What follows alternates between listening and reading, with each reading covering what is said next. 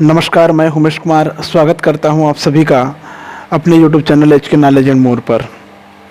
आज मैं फिर से एक नई टॉपिक लेकर आया हूं जो बायोलॉजी के बेस पे है।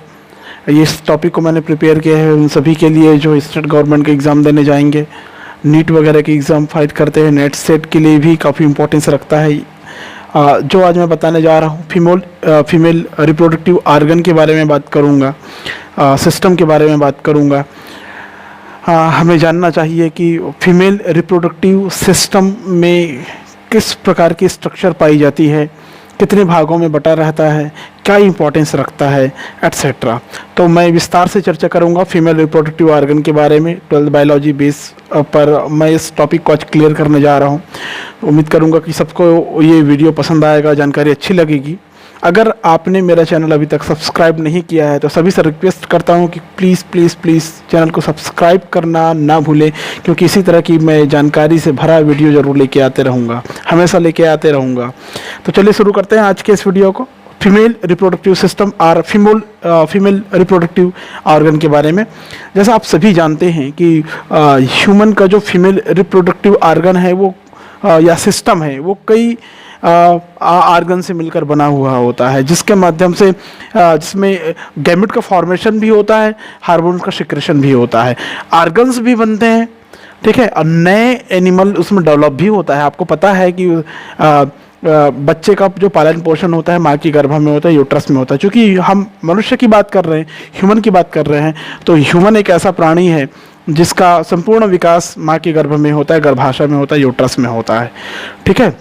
तो मैं इस फीमेल रिप्रोडक्टिव सिस्टम या ऑर्गन को आपकी सरलता के लिए, आप ताकि अच्छे से समझ पाएँ, इसलिए मैं इसको पहले दो भागों में बांट रहा हूँ। दो भाग कौन कौन से हैं आप देखेंगे। इसको मैं पहले दो भागों में डिवाइड कर देता हूँ। Female reproductive system, female reproductive system को मैं पहले 2 पार्ट्स में डिवाइड करने जा रहा हूँ। फर्स्ट पार्ट मैं नेमिंग कर रहा हूँ प्राइमरी रिप्रोडक्टिव ऑर्गन के ऑर्गन, ठीक है। ये हो गया प्राथमिक जनन अंग, इसको प्राइमरी सेक्स ऑर्गन भी कहते हैं, याद रखेंगे सभी, ठीक है। और दूसरा पार्ट इसका मैं यहाँ पर नोट डाउन करने जा रहा हूँ, ये होता है सेकेंडरी रिप्रोडक्टिव ऑर्गन और सिस्टम, ठीक है। इसको सेकेंडरी सेक्स ऑर्गन भी कहते हैं। प्राइमरी रिप्रोडक्टिव ऑर्गन में जिन जिन अंगों का नाम आता है, जैसे आपने इससे पहले मेल रिप्रोडक्टिव ऑर्गन का वीडियो देखे रहे होंगे या मेल रिप्रोडक्टिव ऑर्गन आपको पता है, ठीक वैसे इसमें भी होता है। प्राइमरी रिप्रोडक्टिव ऑर्गन जो होता है ये प्रमुख होता है, सबसे मेन होता है, इम्पोर्टेंस ज़्यादा रखता है ये, और इसका नाम आता है ओवरी या अंडाशय, ठीक है। तो मैं यहाँ पर ये डिटेल नहीं करूँगा ओवरी या अंडाशय को, इसके लिए मैं अलग से वीडियो प्रोवाइड करूँगा आपके लिए, ठीक है। तो अभी मैं सिर्फ ये बता रहा हूँ कि वन पेयर ऑफ ओवरी, ये ध्यान में रखेंगे आप लोग, एक जोड़ी अंडाशय, ठीक है, सभी मादा के अंग में पाई जाती है, मादा में प्रजनन अंग के रूप में पाई जाती है, ठीक है। इसका कार्य होता है वन पेयर ऑफ ओवरी, मतलब दोनों साइड राइट टू लेफ्ट एक एक होगा। इसका फंक्शन की बात करें, अगर इसके फंक्शन में हम लोग जाएं तो इसका काम होता है विच प्रोड्यूस एग और ओवा, ठीक है। इसका काम क्या होता है, प्रोड्यूस एग और ओवा, अंडे का निर्माण करता है, प्रोड्यूस एग और ओवा या ओवम बोलते हैं, जिसको अंडाणु कहते हैं हम लोग, ठीक है। फर्स्ट वर्क हो गया इसका। सेकेंड वर्क में अगर जाए, सेकेंड इंपॉर्टेंस इसका फंक्शन मिल जाता है हमको, all types of female sex organ secretion, मतलब secrete all types of female sex organ, secrete female sex hormones, all types of female sex hormones का सिक्रेशन करता है इस ऑर्गन के द्वारा किया जाता है, ओवरी या अंडाशय के द्वारा किया जाता है। क्लियर है, आप समझ गए होंगे। और हार्मोन्स की अगर मैं बात करूं तो हार्मोन्स में 2 प्रकार का हार्मोन्स आता है। इसमें फर्स्ट हार्मोन इसमें होता है, इसको बोलते हैं एस्ट्रोजन, आपने नाम सुने होंगे एस्ट्रोजन। एंड देन सेकेंड जानते हैं आप लोग प्रोजेस्टेरॉन, प्रोजेस्टेरॉन, ये हो गया two female reproductive main organ. Estrogen जो होता है इसका काम है इन फीमेल सेक्सुअल रिप्रोडक्टिव कैरेक्टरिस्टिक्स को मैच्योर करना, अर्थात द्वितीयक लैंगिक लक्षणों के को मैच्योर करना, विकसित करना होता है। और प्रोजेस्टेरॉन जो होता है वो प्रेगनेंसी के टाइम में रिलीज होता है ओवरी या अंडाशय के द्वारा।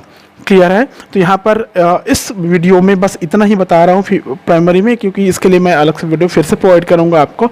अब मैं बात करता हूँ सेकेंडरी रिप्रोडक्टिव ऑर्गन के बारे में।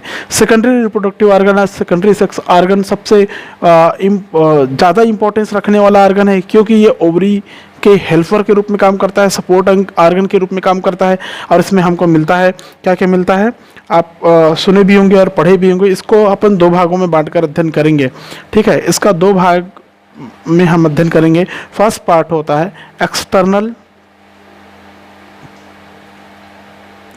एक्सटर्नल जेनेटेलिया के रूप में। ठीक है, अर्थात बाह्य जननांग, बाह्य मादा जननांग। और सेकेंड आता है इंटरनल जेनेटेलिया, इंटरनल जेनेटेलिया के रूप में, जेनेटेलिया।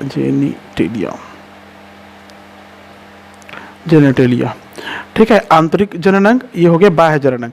बाह्य जननांग के बारे में बात करते हैं, एक्सटर्नल जेनेटेलिया के बारे में हम लोग जब भी बात करते हैं तो हम उस अंग के बारे में बात करते हैं, उस पार्ट्स के बारे में बात करते हैं जो हमको बाहर से दिखाई देता है, बाहर से आसानी से आप उसका ऑब्जर्वेशन कर सकते हैं। तो एक्सटर्नल जेनेटेलिया में सारे ऑर्गन्स को एक साथ वल्वा कहा जाता है।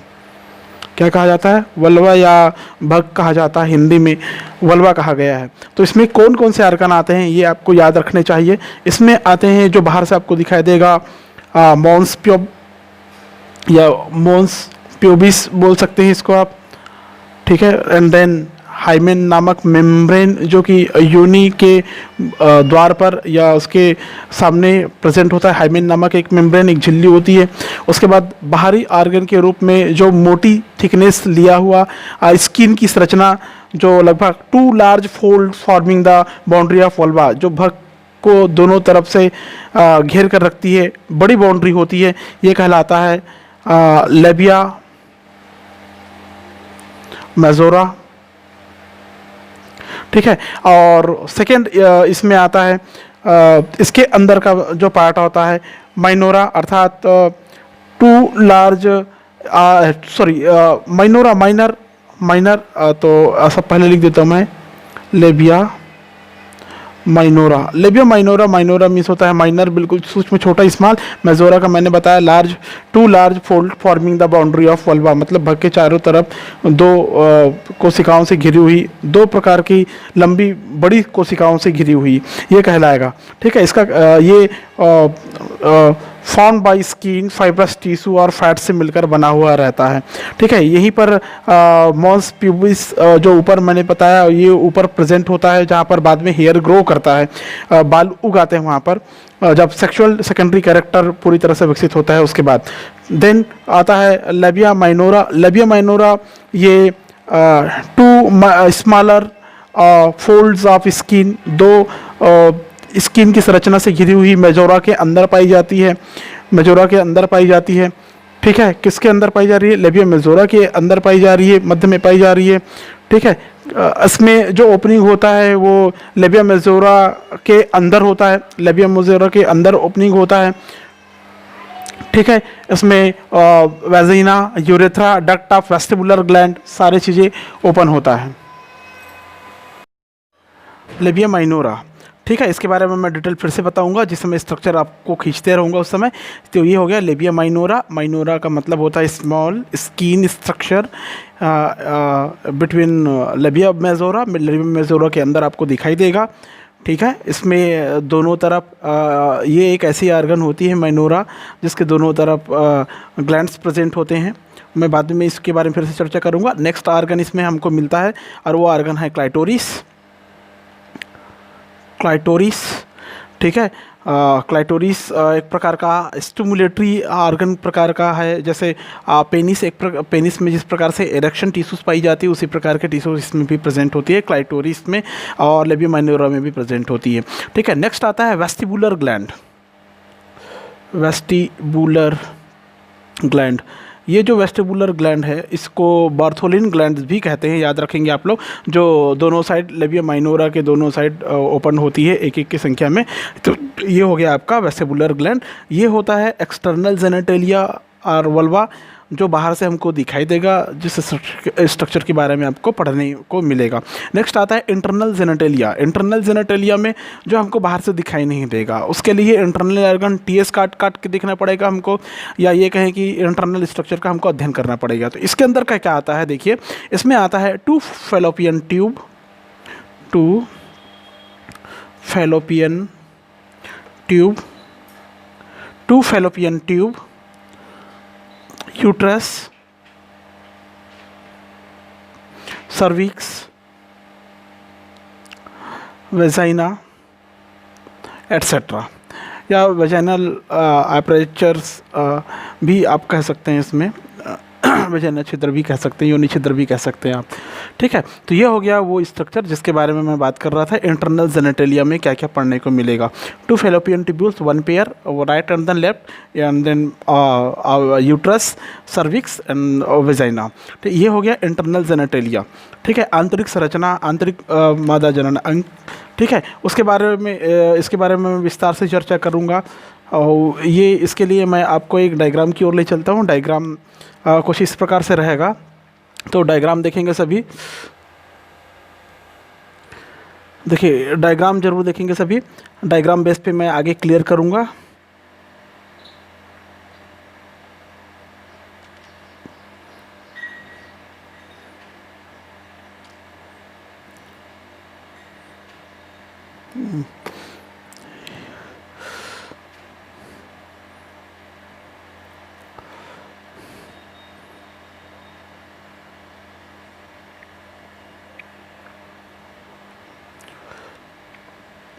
ये जो स्ट्रक्चर बन रहा है, ये स्त्री जनन अंग या प्रजनन अंग का आंतरिक संरचना का मैं ड्रा कर रहा हूँ यहाँ पर, ध्यान से देखेंगे सभी।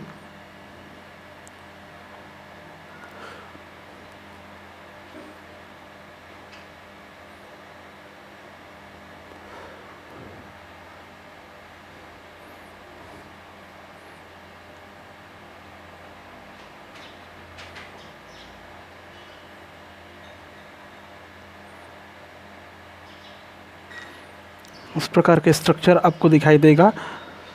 डायग्राम बनाने में थोड़ा सा समय ज़रूर लग सकता है।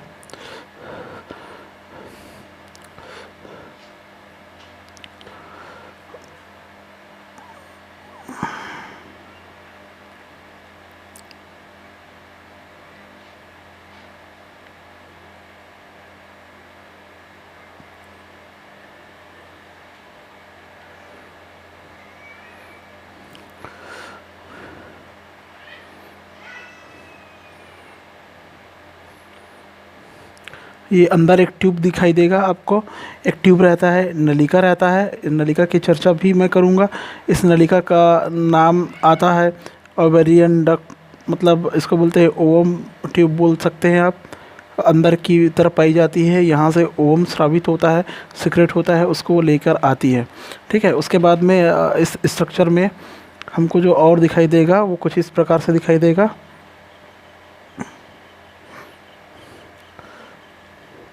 डायग्राम बनाने में थोड़ा समय लगता है। इस प्रकार का स्ट्रक्चर,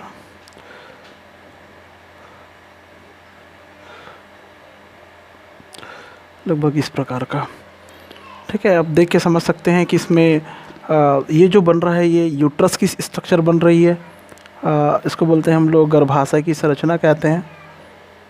ये यूट्रस है। ठीक है, इसके यहाँ पर माउथ पार्ट, जिसका ये जो माउथ पार्ट बन रहा है इसका नाम आता है सर्विक्स, ये गर्दन ग्रीवा वाला हिस्सा। और लास्ट में यहाँ पर जो बनेगा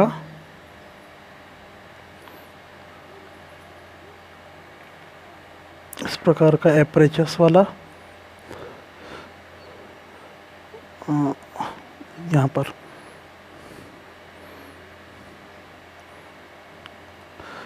ये लगभग इस प्रकार का, तो आप इसको ऐसा बना सकते हैं।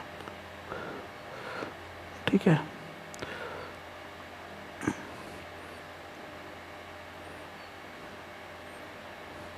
ये कुछ इस प्रकार से ये डेवलप रहता है। अब देखिए मैं यहाँ पर नॉमिनेशन करूँगा इस डायग्राम में। ये डायग्राम लगभग बन चुका है। इस डायग्राम को हम लोग इस तरह की आंतरिक संरचना के रूप में भी जान सकते हैं।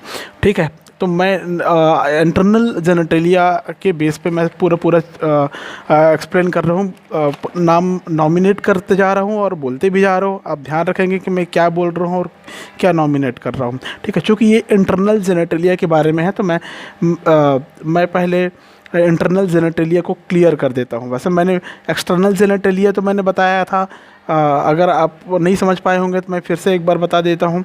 ठीक है, एक्सटर्नल जेनेटेलिया में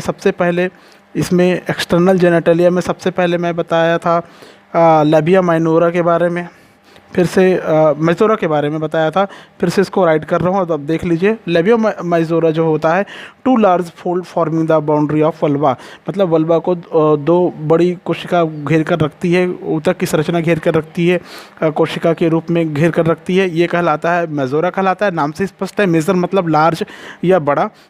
ये form of skin, fibrous tissue and then fat से मिलकर बनी हुई रहती है। ठीक है, ये इसी के अपर साइड पर मॉन्स प्यूबिस पाई जाती है, जहाँ पर बाद में हेयर ग्रो करता है। ठीक है, तो ज़्यादा इसमें स्ट्रक्चर नहीं है यहाँ पर बताने के लिए। ठीक है, लेबिया माइजोरा आपको समझ में आ गया होगा। उसके बाद मैंने बताया था आपको लेबिया माइनोरा में मैंने ऐसा कहा था आपके लिए कि माइनर मीन्स होता है सूक्ष्म, स्मॉल। ठीक है, अर्थात इसमें हम लोग कहेंगे two smaller folds of skin, मतलब स्किन बिटवीन लेबियो मेजोरा के अंदर छोटी कोशिका के समूह के रूप में होगा, छोटी त्वचा की संरचना के रूप में होगा और लेबिया माइनोरा कहलाएगा। ठीक है, इसका ये जो होता है clipped between labia majora is vestibule, अर्थात इसके अंदर में ही लेबिया माइनोरा के दोनों साइड, अर्थात राइट एंड देन लेफ्ट, दोनों साइड में, राइट और लेफ्ट साइड में वेस्टिबुल ग्लैंड ओपन होता है। ठीक है, labia minora. And then third C मैंने बताया क्लाइटोरिस मुख्य ऑर्गन की बात कर रहा हूँ मैं, क्लाइटोरिस। इसका जो इस इंटरनल टिश्यू जो होता है वो नर्वस सिस्टम से मिलकर बना होता है, सेंसरी ऑर्गन से मिलकर बना होता है। इरेक्टाइल टिश्यू इसमें प्रेजेंट होता है। It is responsible for male penis, ये नर के पेनिस को एक्सेप्ट करने के लिए रिस्पॉन्सिबल होता है, जिम्मेदार होता है क्लाइटोरिस। क्लियर है। नेक्स्ट इसमें जो एक्सटर्नल जेनेटेलिया है, इसमें आता है नेक्स्ट डी में वेस्टिबुलर ग्लैंड। वेस्टिबुलर ग्लैंड को बार्थोलिन ग्लैंड भी कहते हैं। वेस्टिबुलर ग्लैंड को बार्थोलिन ग्लैंड भी कहते हैं। ठीक है, इसका ये जो होता है बार्थोलिन ग्लैंड या वेस्टिबुलर ग्लैंड, इसका काम होता है म्यूकस का सिक्रेशन करना, जिसके कारण लेबियो जो माइनोरा रहता है उसके अंदर मतलब वेजाइनल पार्ट्स में, यूरेथ्रिकल पार्ट में वो म्यूकस का श्रावण करते रहता है लगातार, जिसके कारण वहाँ पर कीप द वल्वा मॉइस्ट, अर्थात जो वल्वा होता है, जो भग होता है, उसको वो मॉइस्ट करके रखता है, नमी बना कर रखता है। ये वेस्टिबुलर ग्लैंड का काम है। ये हो गया एक्सटर्नल जेनेटेलिया। अब मैं बात करता हूँ इंटरनल जेनेटेलिया में। इंटरनल जेनेटेलिया में सबसे पहले आता है वेजाइना के बारे में। तो डायग्राम से मैं इसको क्लियर करते जा रहा हूँ, आप देखते जाइए। ये आप देख सकते हैं इस स्ट्रक्चर में मैं क्या बता रहा हूँ आपको। मैं बता रहा हूँ यहाँ पर इंटरनल जेनेटेलिया के बारे में बता रहा हूँ। ये हो गया एक्सटर्नल जेनेटेलिया। मैं बता रहा हूँ अभी इंटरनल जेनेटेलिया के बारे में। इंटरनल जेनेटेलिया में मैंने बताया था आपको टू फैलोपियन ट्यूब्यूल्स होता है, ट्यूब होता है, नलिका होती है, यूट्रस होता है, सर्विक्स होता है, वेजाइना होता है। हम शुरू कर रहे हैं वेजाइना से, यहाँ से इस पार्ट से शुरू कर रहे हैं। तो ये जो वेजाइना होता है narrow short tube like structure होता है, जिसको हम लोग वेजाइना कहते हैं। अर्थात बहुत सक्रिय नली, छोटी नलिका के समान संरचना होता है, जिसको वेजाइना कहेंगे। मैं नाम नोट करते जा रहा हूँ, आप भी ध्यान से देखते जाइए। वेजाइना हो गया। ठीक है, ये वेजाइना जो होता है मस्कुलर टिश्यूज प्रकार की रचना से बनी हुई रहती है, मतलब फाइबर और मसल्स लेयर वाली स्ट्रक्चर से बनी हुई रहती है। ठीक है, ये एक ऐसी संरचना होता है जहाँ से बेबी पूरी तरह से जब मैच्योर हो जाती है तो इसी जगह से पास होती है, इसीलिए इसको बर्थ कैनल के नाम से भी जाना गया है इसको। ठीक है, बेबी यहीं से पास होता है बेबी मैच्योर होने के बाद। ठीक है, ये जो वेजाइना होता है ये बाहर से लेकर अंदर तक यूट्रस के सर्विक्स तक जाती है, सर्विक्स तक जाती है, याद रखेंगे आप लोग। मतलब ये जो वेजाइना का पोर्शन है ये बाहर से लेकर अंदर तक, माने आउट टू इन, यहाँ पर इसको बोलते हैं यूट्रस। यूट्रस के गर्दन वाले हिस्से पर सर्विक्स तक जाती है। ठीक है, तो ये वाला हिस्सा कहलाता है सर्विक्स, ये पतली वाली हिस्सा सर्विक्स। ठीक है, ध्यान रखेंगे सर्विक्स कहलाएगा। इसको इस हिस्से को यूट्रस का एक्सटर्नल ओएस भी बोलते हैं, मतलब एक्सटर्नल बाह्य ओपनिंग भी बोल सकते हैं हम लोग, इसको बोलते हैं एक्सटर्नल ओएस। मतलब किसका एक्सटर्नल ओएस? यूट्रस के एक्सटर्नल ओएस। ठीक है, ठीक है, सर्विक्स तक जाती है, ये सर्विक्स तक जा रही है वेजाइना। ठीक है, स्ट्रेटिफाइड स्क्वेमस एपिथेलियम का अंदर आवरण होता है, मतलब एक झिल्लीनुमा संरचना होती है, स्ट्रेटिफाइड स्क्वेमस एपिथेलियम बनी होती है कि लाइन बिछी हुई रहती है यहाँ पर।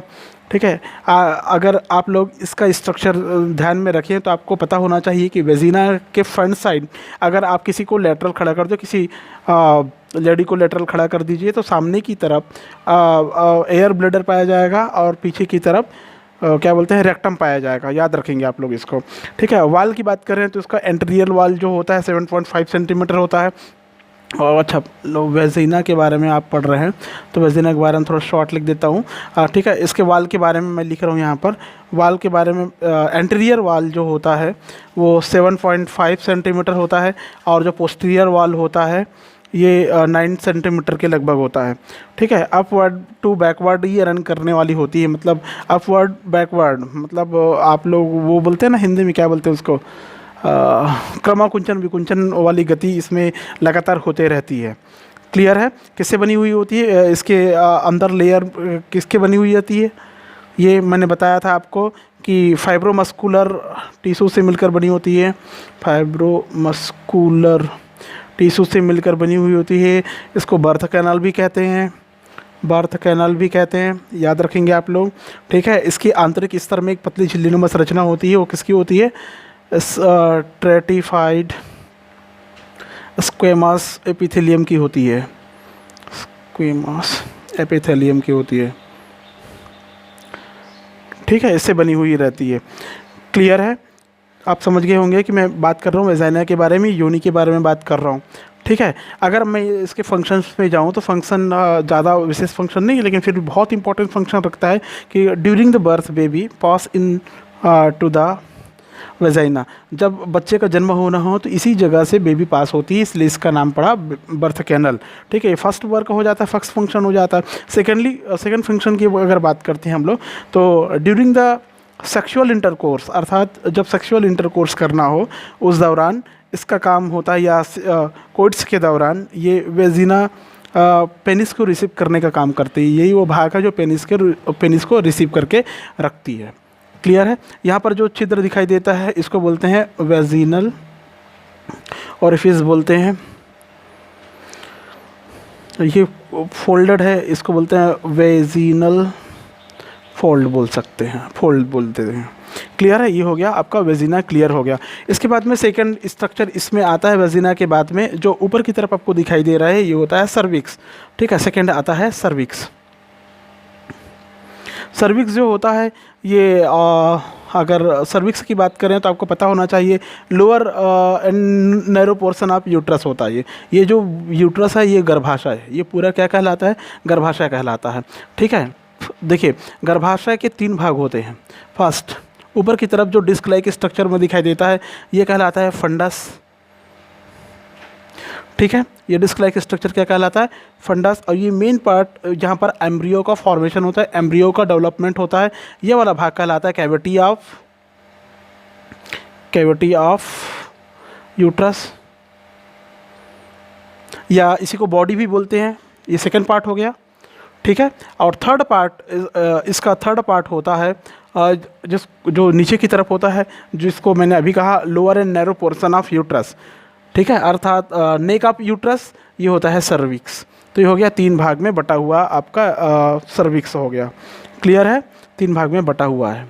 क्या क्या? फंडस, ऊपर भाग का नाम फंडस है, बीच वाले भाग का कैविटी ऑफ यूट्रस है, और सबसे नीचे वाले भाग का नाम सर्विक्स है। सर्विक्स नीचे वाला पोजीशन है, ठीक है। शेप की बात करते हैं, इसकी साइज़ की बात करते हैं, तो ये होता है सिलिंड्रिकल कोनिकल होता है। कैसा होता है? सिलिंड्रिकल और कोनिकल हो सकता है, कोनिकल शब्द में हो सकता है, सिलिंड्रिकल भी हो सकता है, कोनिकल, यहाँ पर कोनिकल दिखाई दे रहा है आपको, कोनिकल शब्द में हो सकता है। कहाँ पर प्रेजेंट है ये? लोअर एंड नैरो पोर्शन,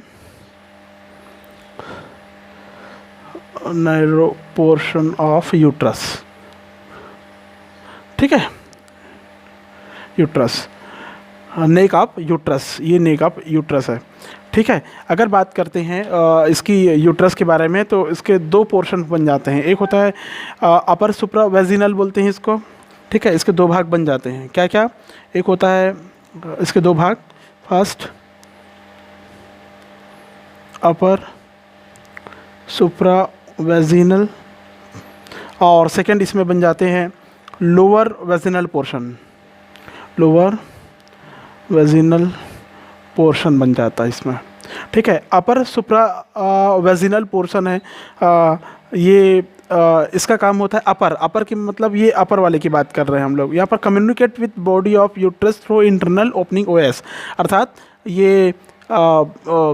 ये वाला जो भाग है, सर्विक्स का भाग है, ये ऊपर वाले पोजीशन को, इस पोजीशन को हम लोग कहते हैं इंटरनल ओएस, इंटरनल ओएस, अर्थात यूट्रस के ओपनिंग हिस्सा, ठीक है, और इधर यूट्रस के ये ओपनिंग हिस्सा अंदरूनी की तरफ, आंतरिक सतह की तरफ यूट्रस के, और ये बाहरी हिस्सा, बाह्य हिस्सा एक्सटर्नल ओएस के रूप में होता है, ठीक है। दूसरा ये हो गया एक्सटर्नल ओएस। अपर सुप्रा वेजिनल, ये होता है इंटरनल ओएस, और ये होता है एक्सटर्नल ओएस के रूप में, ठीक है।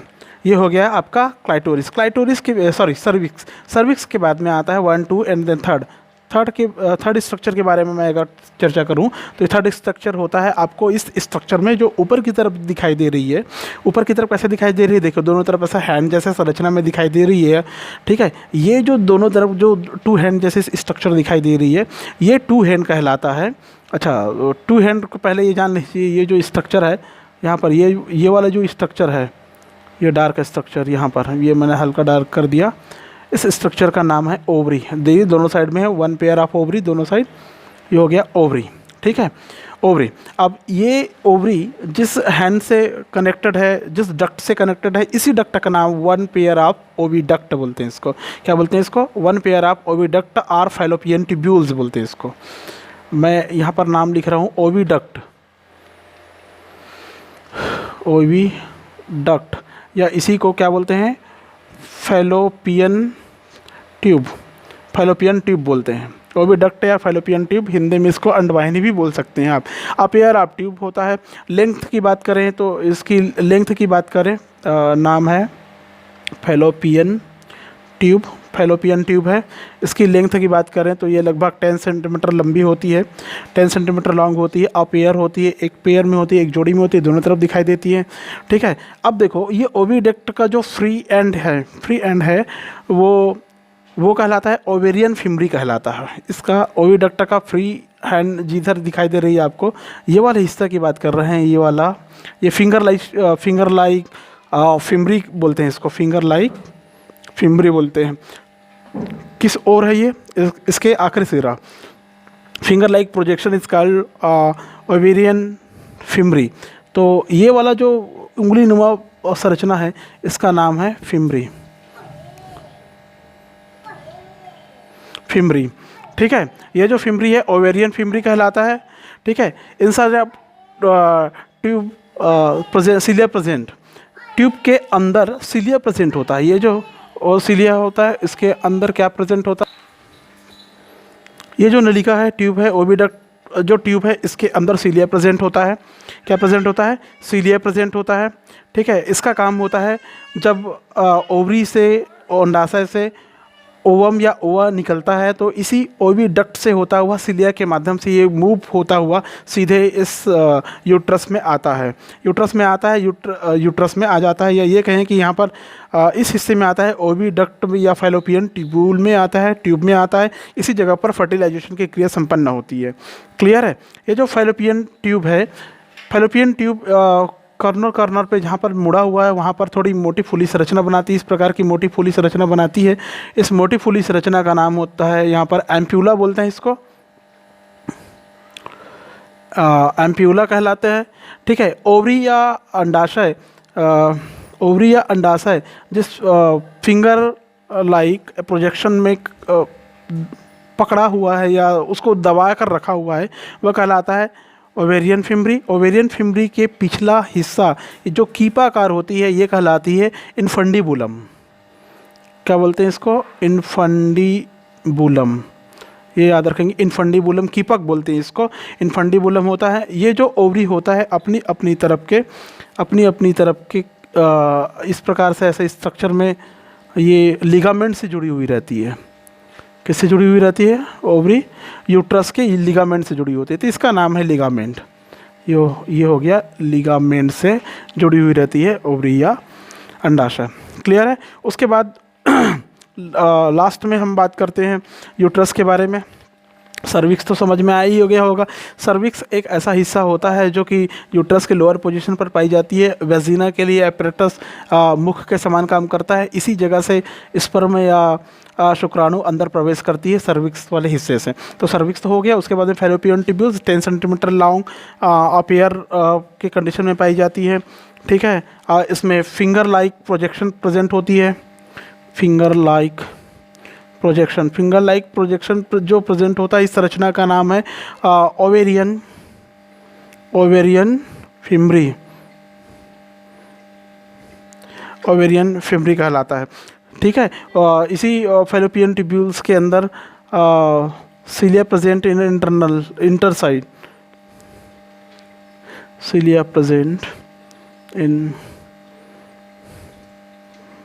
इंटरनल साइड, सीलिया प्रेजेंट होता है।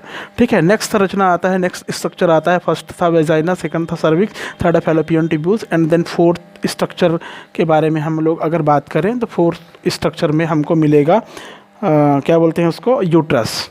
ठीक है, यूट्रस। तो यूट्रस गर्भाशय बोलते हैं जिसको हम लोग। यूट्रस के बारे में अगर बात करें तो इसको यूट्रस को वोम भी बोलते हैं। वोम इसलिए बोलते हैं क्योंकि यही वो स्ट्रक्चर होता है जहाँ पर फर्टिलाइजेशन होने के बाद में एम्ब्रियो का डेवलपमेंट इसी जगह पर होता है, इसलिए वोम कहलाता है। During birth accommodate to embryo, मतलब एम्ब्रियो को एकोमोडेट करता है ये। इसकी अगर लेंथ के बारे में बात करें तो लेंथ लगभग 7.5 सेंटीमीटर के लगभग होती है, 7.5 सेंटीमीटर। अगर चौड़ाई की बात करें, विड्थ की बात करें तो ये 5 सेंटीमीटर और मोटाई की बात करें, थिकनेस की बात करें तो 3.5 सेंटीमीटर की होती है। वेट की बात करते हैं तो वेट लगभग एक एडल्ट ह्यूमन बींग्स में, एक एडल्ट लेडी में 30 to 40 ग्राम के आसपास हो सकता है, 30 से 40 ग्राम के आसपास हो सकता है। ठीक है, अगर इसकी साइज़ के बारे में बात करें तो पियर शेप्ड होता है। ये देखिए, ये पियर शेप्ड है, इस शेप्ड को बोलते हैं पियर शेप्ड होता है। कौन सा शेप्ड होता है? पियर शेप्ड में होता है, ये पियर शेप्ड में होता है। ठीक है, आप समझ गए होंगे पियर शेप्ड है। दोनों साइड इसमें फ्लैट होता है, दोनों साइड फ्लैट होता है। मतलब अगर आप लेटरल इस तरह से खड़ा करिए, ये देखिए, ये फ्रंट, ये बैक। अब मैं कहता हूँ लेटरल, ये ऐसे खड़े करते हैं तो फ्रंट की तरफ भी फ्लैट और पीछे की तरफ भी फ्लैट। ठीक है, तो इसको बोलते हैं एंटीरियर पोस्टीरियरली बोलते हैं इसको, एक साथ एंटीरियर पोस्टीरियरली बोलते हैं। फ्लैट बर्थ साइड, दोनों साइड फ्लैट होता है इसमें। ठीक है, ये याद रखेंगे। एंटीवर्जन एंटीफ्लेक्शन पोजीशन में रहता है। एंटीवर्जर एंटीफ्लेक्शन पोजीशन मतलब सामने की तरफ क्या बोलते हैं, यूरिनरी ब्लैडर मैंने बताया था, और पीछे की तरफ रेक्टम मैंने बताया था। ठीक है, अब यूट्रस के पार्ट्स के बारे में मैंने चर्चा पहले भी किया था, बताया था। पहला भाग फंडस कहलाता है। ठीक है, ये मोटी संरचना ऊपर वाली, ये डिस्क लाइक स्ट्रक्चर में जो होती है, ये कहलाता है फंडस। ठीक है, जो कि फैलोपियन ट्यूब्यूल्स ओपन होती है जहाँ पर जाके। दूसरा भाग होता है body cavity of uterus, body कहलाती है। ठीक है, फंडस के ठीक नीचे होती है। ठीक है, और सबसे नीचे का भाग अभी यहाँ पर जब पढ़ रहे थे हमने लिखा था सर्विक्स। ठीक है, तो यूट्रस के ही पार्ट्स होते हैं, सर्विक्स बिलो इस्थमस। ठीक है, तो यहाँ पर क्या होता है, ये जो पतली स्ट्रक्चर होती है, यहाँ पर नलिका थोड़ी पतली हो जाती है। इस हिस्से में नलिका क्या हो जाती है, थोड़ा पतली हो जाती है। पतली संरचना को, ये नलिका है यहाँ पर पतली हो गई, तो इस हिस्से को हम लोग कहते हैं इस्थमस। क्या बोलते हैं, इस्थमस बोलेंगे इसको, इस्थमस। यहाँ पर भी पतली संरचना है तो इसको भी इस्थमस कह सकते हैं आप लोग। ठीक है, अब बात करते हैं हम लोग, ये हो गया पूरा स्ट्रक्चर। स्ट्रक्चर में मैंने अभी इंटरनल जेनेटेलिया के बारे में बात किया, वेजिना से शुरू किया और कहाँ पर ख़त्म किया, यूट्रस में ख़त्म किया। आपको पता होना चाहिए वेजिना क्या है, कैसे काम करता है। वेजिना के आगे क्या मिलता है, सर्विक्स मिलता है। सर्विक्स के बाद क्या मिलता है, फैलोपियन ट्यूब्यूल्स मिलता है।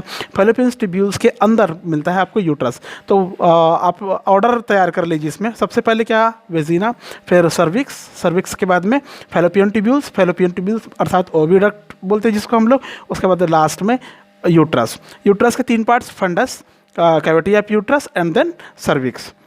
क्लियर है। इसमें एक और स्ट्रक्चर मैं आपको बताना चाहूँगा, ये जो इसका जो पार्ट है, कहना चाहिए कि इसके स्ट्रक्चर में 3 लेयर पाई जाती है। ठीक है ना, यूट्रस जो होता है उसके स्ट्रक्चर में 3 लेयर पाई जाती है। सबसे आंतरिक स्ट्रक्चर का नाम इसमें आता है जिसको हम लोग कहते हैं एंड्रोमेट्रियम कहते हैं। ठीक है, सबसे आंतरिक स्ट्रक्चर का नाम क्या है, एंड्रोमेट्रियम। स्पेस कहीं दिख नहीं रहा है तो यहाँ पर लिख रहा हूँ, ये एंडोमेट्रियम। क्लियर है, एंडोमेट्रियम। और बीच में जो मोटी संरचना पाई जाती है ये कहलाती है मायोमेट्रियम। और सबसे बाहरी संरचना यहाँ पर इस बाहरी संरचना का नाम है सबसे बाहरी संरचना का नाम मैं यहाँ पर लिख रहा हूँ ऐसे करके। इस स्ट्रक्चर का नाम होता है पेरीमेट्रियम। ठीक है, आप समझ गए होंगे। ये हो गया 3 लेयर ऑफ यूट्रस। 3 स्तर इसमें पाई जा रही है। एंड्रोमेट्रियम सबसे आंतरिक स्तर की, ठीक है, बीच की मायोमेट्रियम और सबसे आखिरी परत पेरीमेट्रियम के रूप में होती है। ठीक है, ये जो एंड्रोमेट्रियम होता है, एंड्रोमेट्रियम के बारे में थोड़ा सा अगर हम लोग चर्चा करने पे जाएं तो एंड्रोमेट्रियम के बारे में मैं आपको ये क्लियर कर दूं कि ये जो एंड्रोमेट्रियम है इसमें 2 लेयर में बटा होता है। एक होता है बेसल लेयर एंड्रोमेट्रियम में, और जो नीचे का होता है वो होता है फंक्शनल